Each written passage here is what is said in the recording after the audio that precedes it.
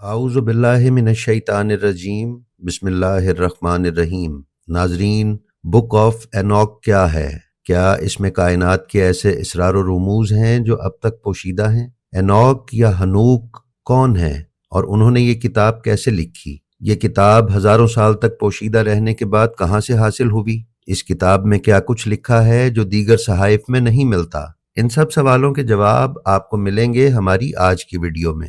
تو ناظرین، حضرت ادریس حضرت نوح علیہ السلام کے اجداد میں سے تھے اور بنی اسرائیل کے انبیاء میں سے نہ تھے، اس لیے اسرائیلی تاریخ میں ان کا ذکر نہیں ملتا۔ ان کا شجرہ نسب کچھ اس طرح سے ہے: ادریس بن یرد بن کینان بن انوش بن شیس بن آدم۔ جناب ادریس کا عبرانی نام اخنوخ ہے، یونانی میں ان کو ارمیس کہتے ہیں اور مصری ان کو ہرمس کہتے ہیں۔ قرآن نے ان کو ادریس کے نام سے یاد کیا ہے۔ توریت میں قابیل کے فرزند ہنوک کا ذکر آتا ہے جس کو خدا نے اٹھا لیا۔ اسی ہنوک کو اکثر اخنوخ بن یرد یعنی حضرت ادریس سمجھا جاتا ہے، جو کہ سراسر غلط ہے۔ ناظرین، حضرت ادریس کا زمانہ حضرت نوح سے 1000 سال پہلے کا ہے۔ حضرت ادریس کا مسکن کوفہ جبکہ گھر موجودہ مسجد سہلہ میں تھا۔ حضرت یرد کی 40 اولادیں تھیں۔ حضرت ادریس تمام اولاد میں چھوٹے تھے۔ حضرت یرد کی وفات کے بعد حضرت ادریس منصب نبوت پر فائز ہوئے۔ آپ علم نجوم کی تعلیم سے بہرہ تھے۔ آپ ہی نے مصر کے 2 بڑے اور سب سے پہلے اہرام تعمیر کروائے۔ ناظرین، اہرام مصر پر آگاہی کے لیے آپ ہمارے چینل پر ویڈیو ملاحظہ فرما سکتے ہیں۔ کتابوں میں بیان ہوا ہے کہ حضرت ادریس پر خدا نے 30 صحیفے نازل فرمائے۔ انہی صحیفوں میں سے کچھ صحیفوں کو صحائف ہنوک کہا جاتا ہے۔ یہ کتاب کیا ہے اور اس میں کیا کچھ لکھا ہے، اس پر ایک مختصر نظر ڈالتے ہیں۔ ناظرین، دا بک آف اینوک ایک قدیم یہودیوں کا مذہبی متن ہے جسے روایت کے مطابق ہنوک سے منسوب کیا گیا ہے جو نوح کے پردادا تھے۔ ہنوک کی کتاب میں شیاطین اور نیفلم کی زمین پر ابتدا، جو کہ دیو قامت انسانوں کی ایک نسل تھی جو کبھی جنوبی فلسطین میں آباد تھی۔ ان کا سب سے اہم شہر ہیبرون تھا جسے یوشع علیہ السلام نے تسخیر کیا تھا۔ اسی طرح آسمان سے گرنے والے فرشتے، پیدائش کا بیان اور حضرت مسیح کے 1000 سالہ دور حکومت کی پیشین گوئیوں پر یہ کتاب مشتمل ہے۔ بنیادی طور پر ہنوک سے 3 کتابیں منسوب ہیں جن میں الگ الگ چیزیں بیان ہوئی ہیں۔ ان تینوں میں سے کسی کو بھی زیادہ تر یہودی عبادت گاہوں یا عیسائی چرچ یا اداروں کی طرف سے مستند صحیفہ نہیں سمجھا جاتا۔ ناظرین، یہ تعارف ہم نے آپ کی خدمت میں بائبل کی روح سے پیش کیا ہے۔ ناظرین، بک آف اینوک کے پرانے حصوں کا زمانہ تقریباً 200 سے 300 قبل مسیح بتایا گیا ہے اور تازہ ترین حصہ کتاب تمثیلات تقریباً 100 قبل مسیح کا ہے۔ اسکالرز کا خیال ہے کہ کتاب ہنوک اصل میں آرامی یا عبرانی زبان میں لکھی گئی تھی۔ یہ زبانیں سب سے پہلے یہودی متن کے لیے استعمال ہوئی تھیں۔ ناظرین، بک آف اینوک کی قدیمی تحریریں قمران کے غاروں میں بحیرہ مردار کے قریب محفوظ تھیں۔ انہیں یہودیوں کے الگ ہونے والے گروہ نے وہاں چھپا کر رکھا تھا جو فریسیوں کے مرکزی دھارے کے یہودی فرقے سے منسلک نہیں تھا۔ ناظرین، ان قدیم یہودیوں نے چمڑے پر لکھی اس کتاب کو دیگر سینکڑوں کتابوں کے ساتھ بہت سارے مرتبانوں میں رکھ کر لاکھ اور کچھ دوسرے مرکبات کی مدد سے مرتبانوں کو سیل کر کے ان غاروں میں محفوظ کیا تھا۔ 1946 میں ایک عربی النسل لڑکے کی بکری گم ہو جانے پر وہ ان غاروں میں اسے تلاش کرتا ہوا داخل ہوا اور ان مرتبانوں کو دیکھا اور پھر اپنے بڑوں کو جا کر بتایا۔ اس لڑکے کا قبیلہ عربی گڈریوں کا قبیلہ تھا جو مال مویشی پالنے کے ساتھ ساتھ ممنوعہ اشیاء کی خرید و فروخت کا کام بھی کرتے تھے۔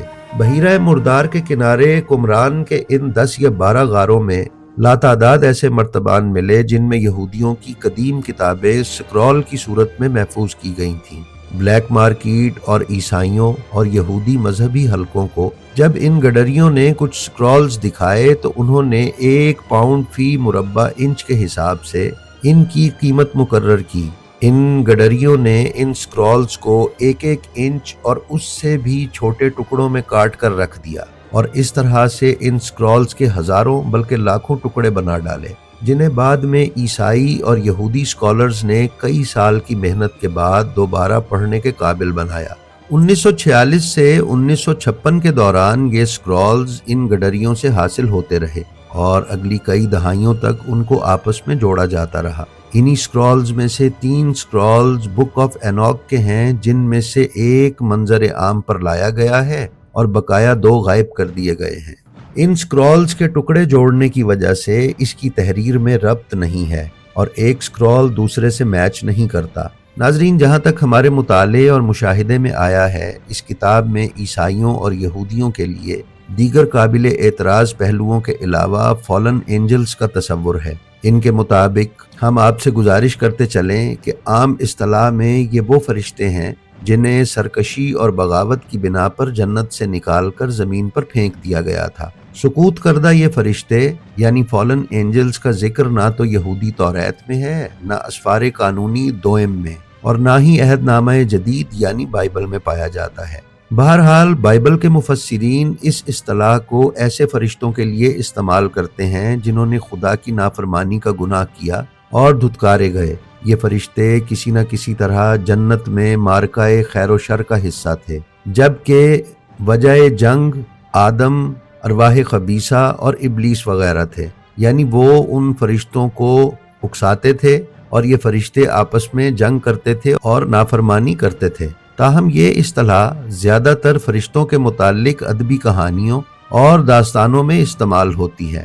ناظرین، یہاں یہ نقطہ قابل غور ہے کہ اگر اللہ تعالیٰ نے کچھ فرشتوں کو عذاب میں مبتلا کیا اور ان کو زمین پر پھینکا تو یہ کیسا عذاب تھا کہ ان کو انسان جو کہ اشرف المخلوقات ہے اور تمام مخلوقات جن میں فرشتے بھی شامل ہیں سے افضل بنا کر زمین پر بھیجا گیا، جبکہ ابلیس جیسے راندہ درگاہ کو تو انسانی پیکر عطا نہیں کیا گیا تھا۔ اسی طرح ایک اور فرشتے کہ جس کا نام فطرس ہے، بالوں پر نوچ کر کسی ویران جزیرے پر ڈال دیا گیا، لیکن انسانی پیکر عطا نہیں کیا گیا۔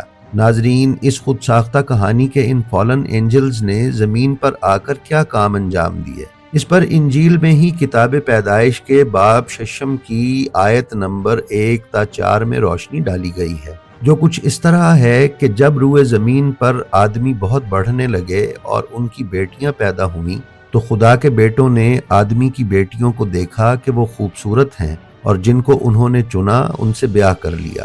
خداوند نے کہا کہ میری روح انسان کے ساتھ ہمیشہ مزاحمت نہ کرتی رہے گی، کیونکہ وہ بھی بشر ہے اور تو بھی۔ اس کی عمر 120 برس کی ہوگی۔ ان دنوں میں زمین پر جبار تھے، اور بعد میں جب خدا کے بیٹے انسان کی بیٹیوں کے پاس گئے تو ان کے لیے ان سے اولاد ہوئی۔ یہی قدیم زمانے کے سورما ہیں جو بڑے نامور ہوئے ہیں۔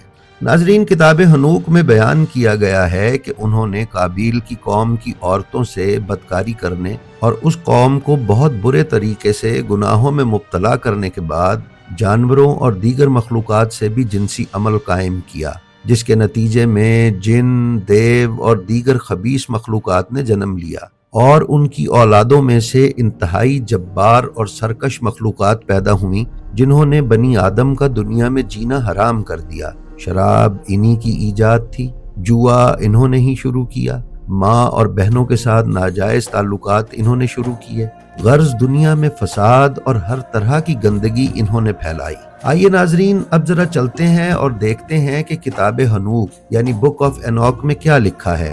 ناظرین، موجودہ دور میں کتاب حنوک صرف چند صفحات اور چند ابواب پر مشتمل ہے۔ ہمیں جو کتاب حنوک حاصل ہو سکی ہے اس کے صرف 10 ابواب ہیں، اور وہ اس قدر مختصر ہیں کہ 7 صفحات میں یہ 10 ابواب مکمل ہو جاتے ہیں۔ کتاب کے پہلے باب میں حنوک یعنی جناب ادریس نے اپنا تعارف کروایا ہے اور ان کو عطا کی گئی نبوت اور اختیار سے لوگوں کو آگاہ کیا ہے۔ اسی پہلے باب میں قیامت سے پہلے رونما ہونے والی نشانیاں بیان کی گئی ہیں۔ ناظرین، انتہائی دلچسپ امر یہ ہے کہ اگر آپ کتاب حنوک میں بیان کی گئی یہ نشانیاں پڑھیں تو آپ کو امام زمانہ علیہ السلام کے ظہور سے متعلق ائمہ طاہرین کی بیان کردہ نشانیوں سے کوئی چیز مختلف نہیں ملے گی۔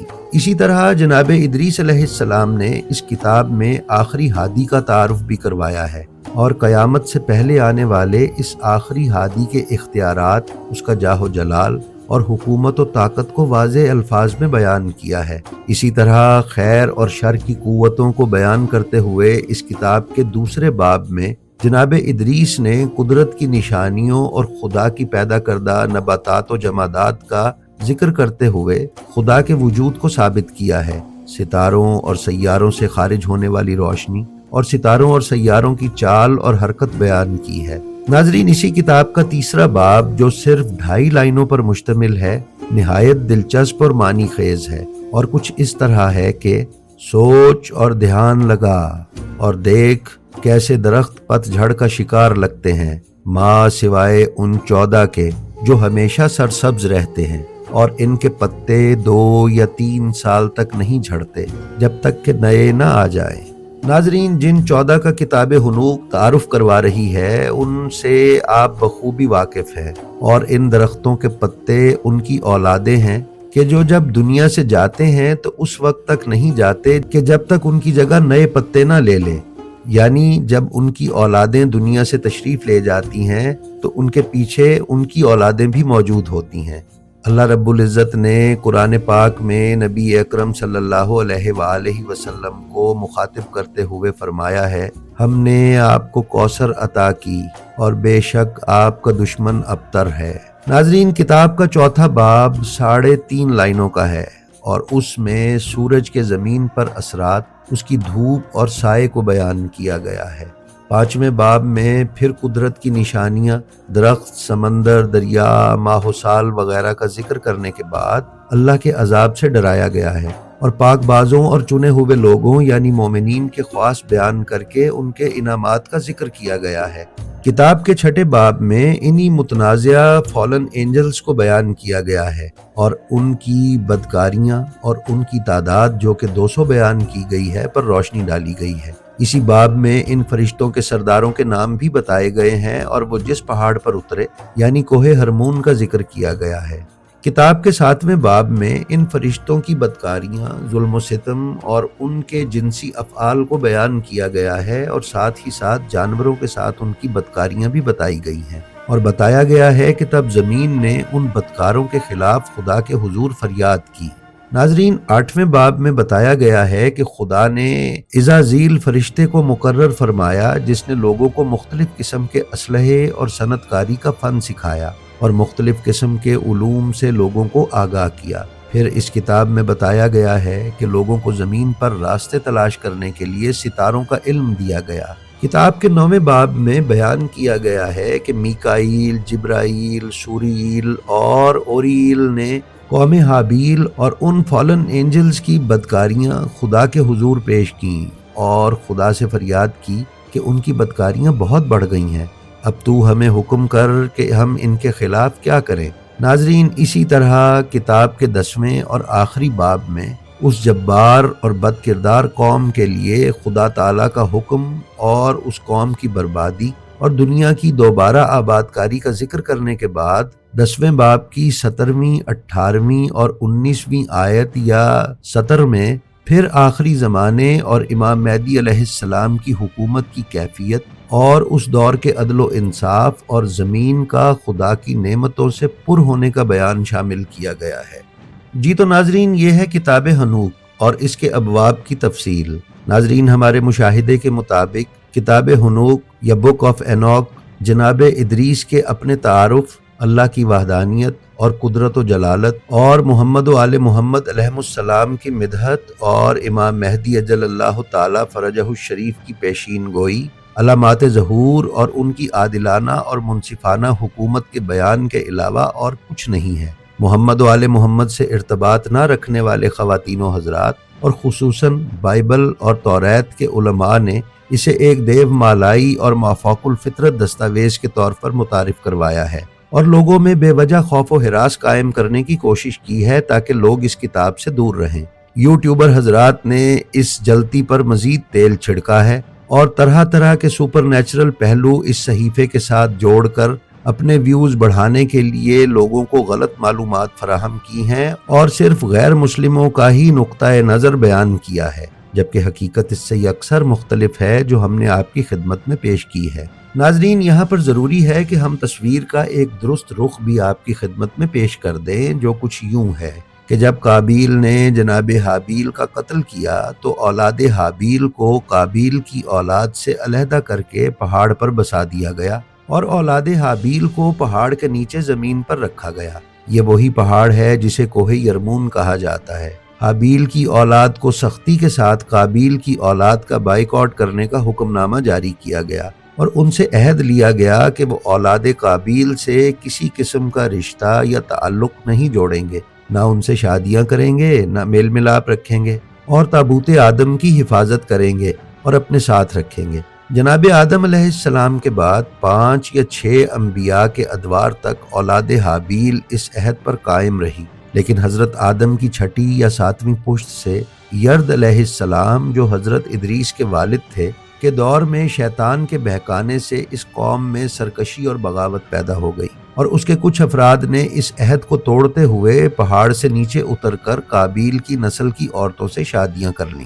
علامہ نجم الحسن کراروی نے اپنی کتاب تاریخ اسلام کے صفحہ 127 پر تاریخ یعقوبی کے حوالے سے بیان کیا ہے اور حضرت ادریس علیہ السلام کے والد حضرت یرد کے دور کے حالات کا تذکرہ کیا ہے۔ یہ وہی حالات ہیں جو کتاب حنوک میں بیان کیے گئے ہیں۔ علامہ بیان فرماتے ہیں کہ جب حضرت یرد کی عمر 500 سال کی ہوئی تو نسل حابیل میں سے اولاد شیس نے عہد و معاہدہ توڑ دیا اور قابیل کی لڑکیوں سے میل ملاپ کر کے باپ دادا کے سارے فرامین بھلا دیے۔ ان لوگوں کے پہاڑ سے اتر کر اولاد قابیل سے اختلاط کا سبب یہ ہوا کہ ابلیس نے اولاد قابیل میں سے 2 آدمیوں کو، جن کے نام یوبل اور یوبلکین تھے، منتخب کر کے انہیں خوب گانا بجانا سکھایا اور ہر قسم کے فحاشی اور عیاشی کے آلات بنانے میں ماہر کر دیا۔ پھر انہیں کہا کہ بہت سی جمعیت لے کر کوہ ابو قبیس کے دامن میں جاؤ اور گاؤ بجاؤ اور رقص کرو۔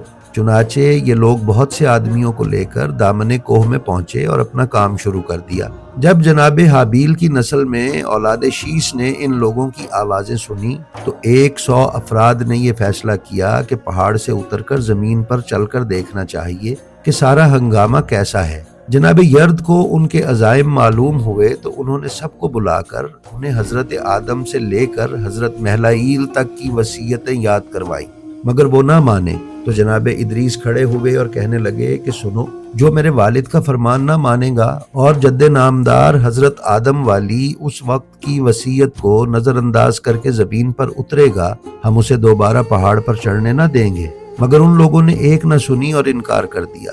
بالآخر وہ پہاڑ سے اتر کر قابیل کی لڑکیوں کے ساتھ گھل مل گئے اور ہر قسم کی غلط کاریوں میں مبتلا ہو کر دین و ایمان کھو بیٹھے۔